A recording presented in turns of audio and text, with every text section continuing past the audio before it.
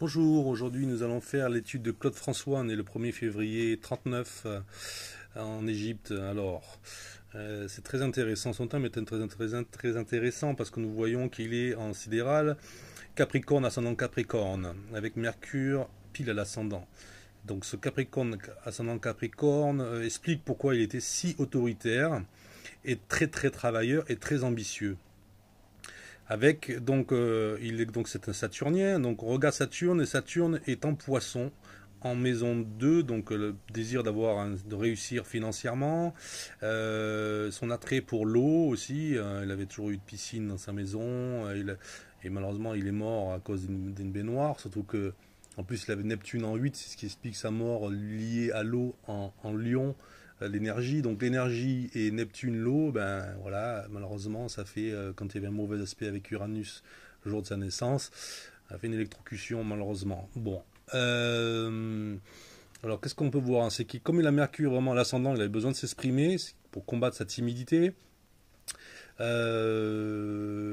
peut voir aussi que il a la Lune en Gémeaux, donc encore aussi il a besoin de communiquer en maison 5 donc, et de danser. Il avait vraiment, il s'inspirait beaucoup de la danse, il aimait de la danse et il s'inspirait beaucoup de grands danseurs pour nous le faire partager en France.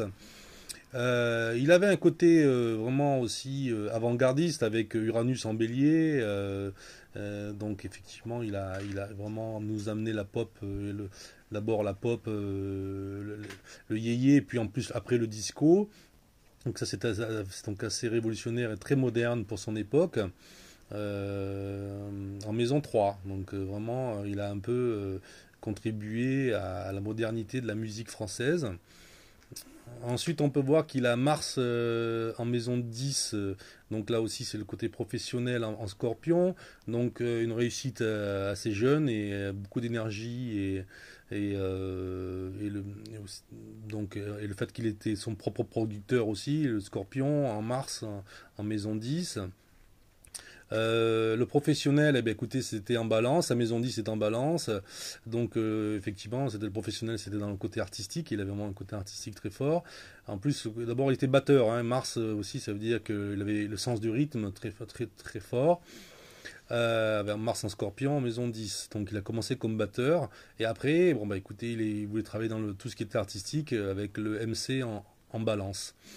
On peut voir que comme c'était un scorpion, Mars un scorpion, maison 10 aussi, il était bon pour pouvoir adapter finalement de la musique américaine en France. Il transformait un petit peu, il a transformé certains morceaux les adapter pour la chanson française, ce qui correspond au scorpion, qui est aussi la planète de la transformation en Mars.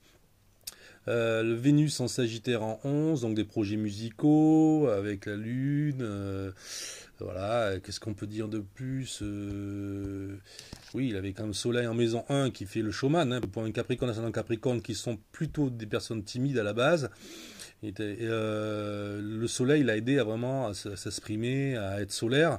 Justement, il avait un côté très solaire avec ses cheveux blonds.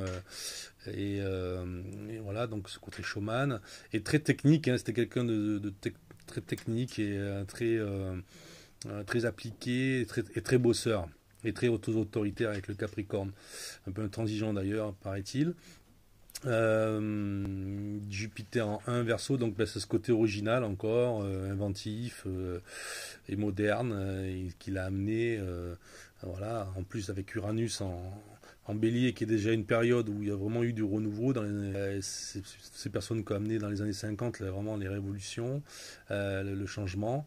Et Jupiter en verso, il était très original, il avait une certaine désir de communiquer et de manière assez moderne.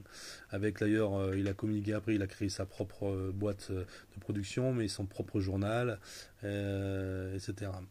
Quoi d'autre? Voilà, rapidement ce qu'on peut dire sur le thème de Claude François qui est très intéressant. Euh, voilà, je vous invite à revenir. Alors le jour de sa mort, bien sûr, il y avait Uranus qui est l'électricité qui était un MC. Il avait la Lune sur son Saturne, il avait Jupiter sur sa Lune, et il y avait Mars près du Pluton. Bon, c'était pas des aspects super bien entendu. Et ce qui est incroyable, c'est de voir ce Neptune qui est ici là en maison 8 en Lyon, enfin, Lyon l'énergie, Neptune l'eau, et effectivement c'est l'électricité, l'eau, l'électricité pour pas bon ménage, voilà, et ça malheureusement ça, c'est ce qui l'a tué.